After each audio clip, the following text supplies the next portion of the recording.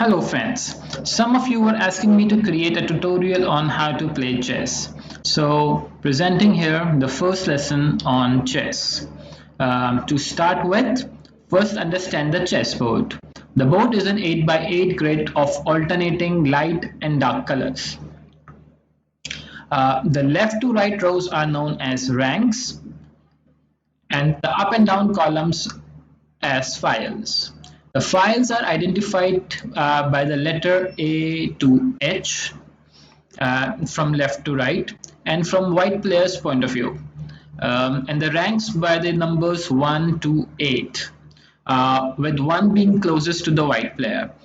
Each square on the board is identified by a unique coordinating pair from A1 to H8. Each side starts out with 16 pieces consisting of 8 pawns, 2 rooks, 2 bishops, and 2 knights, and a queen and a king, all in the same color. One important thing to note, as it is one of the most commonly asked questions in regard to playing chess, who goes first? Always, white always goes first in the chess.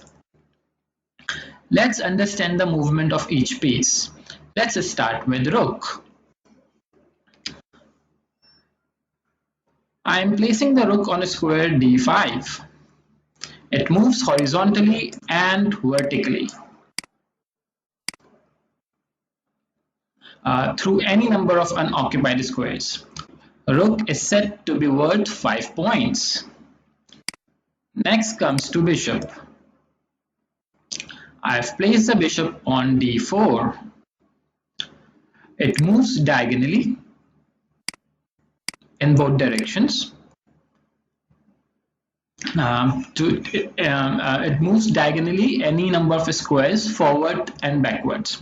It also worth 3 points. Next comes the queen.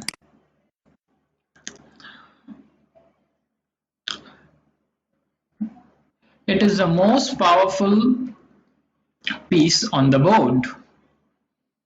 The queen can be moved any number of unoccupied squares in a straight line vertically, horizontally, and also diagonally.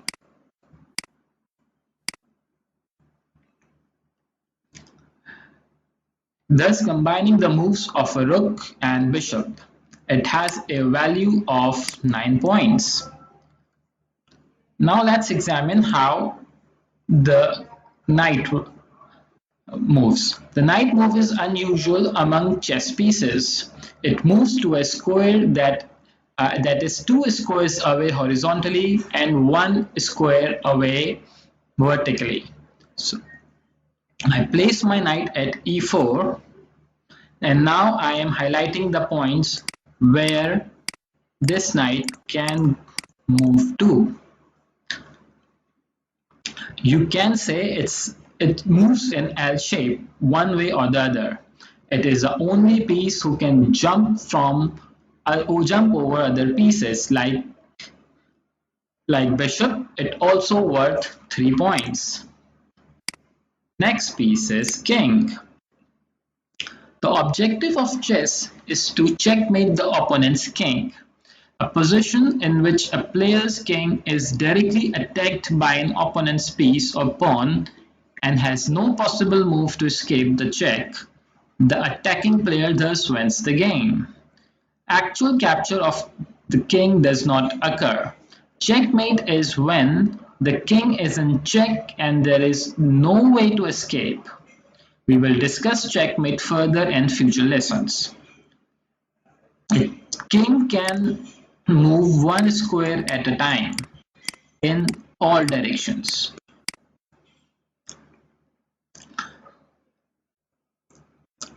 Unless the square is already occupied by a friendly piece or the move would place the king in check. The king has no point value, it is priceless. If you lose the king, you lose the game.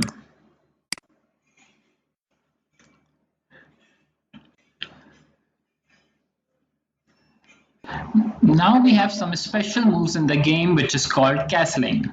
Castling gets your king out of the center of the board where all action is taking place. This makes it more challenging for your opponent to checkmate your king. Castling involves both king and the rook. Castling can only happen if the following conditions are met. In the game, the king has not previously moved. So this king, it should be on its original position and has not moved previously.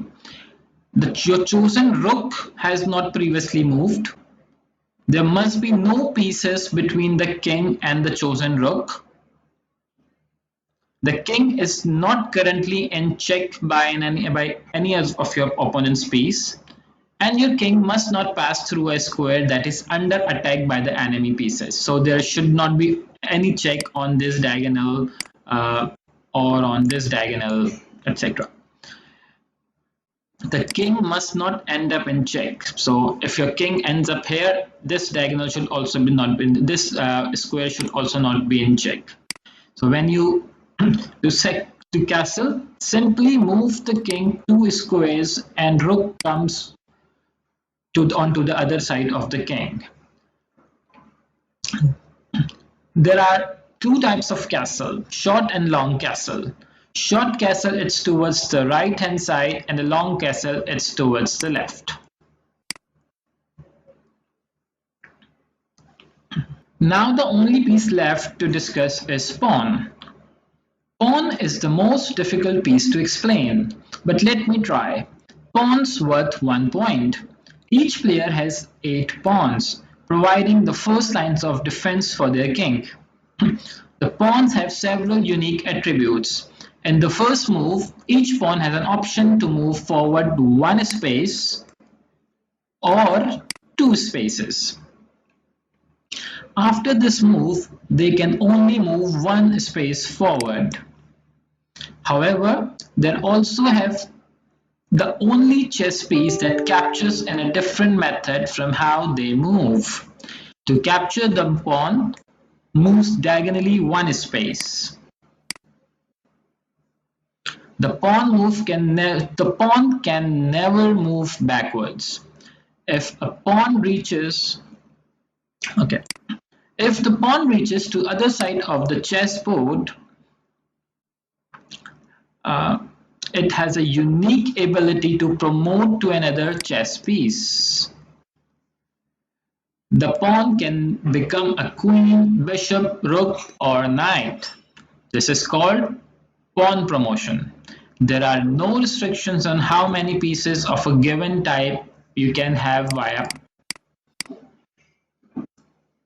promotion. Now, the very last thing to discuss is en-passant. It is a special pawn capture that can only occur immediate after the pawn makes a move of 2 squares from its starting square, and it could have been captured by an enemy pawn had it advanced only 1 square. So let me show you here. So we said the capturing pawn must be on 5th rank. So if black moves d5, it can be captured by the white pawn like this.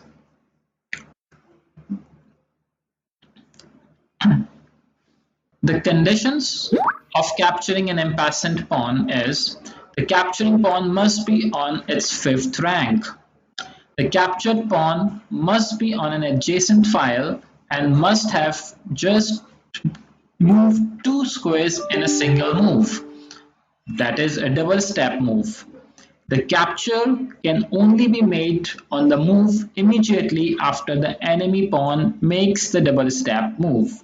Otherwise, the right to capture it en-passant is lost. So friends, that's all from the first lesson. Hope it helps. If you have any questions, please post and comment. Do hit the like button if you like this tutorial. Subscribe my channel so you will not miss future lessons. Thank you. Bye bye.